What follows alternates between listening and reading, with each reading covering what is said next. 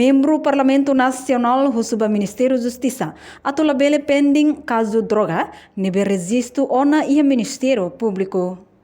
Terça-feira, deputado bancada CNRT, Natalino dos Santos, ia intervenção, le husi plenária, Husuba Ministério da Justiça, la bele pending caso droga, nebe ulu polícia captura, no lori ona ba Ministério Público, tamba idene tama ia caso extraordinário.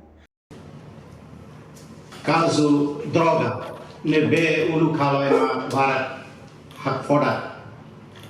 E caso droga barat nebe kita hare polisi kaya, tia depois lorito Ministério Público, topo hin lorong, kita lah tene caso seme bande.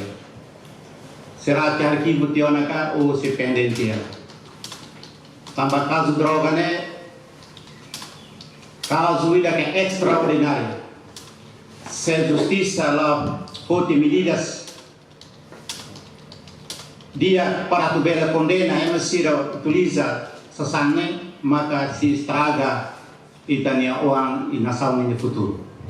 Também é haula intervém no processo da justiça, mas be hawa tu russo para a justiça tu hare ko justiça ba sasansira nesane.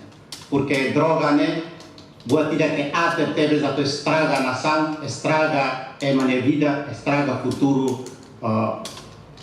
juventude sirene. Também há cargos filapale a russo, ba instituição competente a torre com a processo droga, nebe que pendente ela o arquivo tiana ou latene.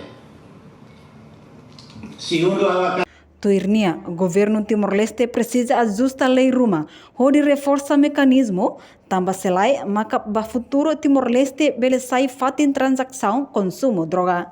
Reportagem Melda Fátima, Televisão Timor-Post. Janela informação ba Emma Roto. Atu tem informação atual dia Gliu, que tá halua. Haneha botão subscribe, like, halo comentário, no faz botão ba media social Roto.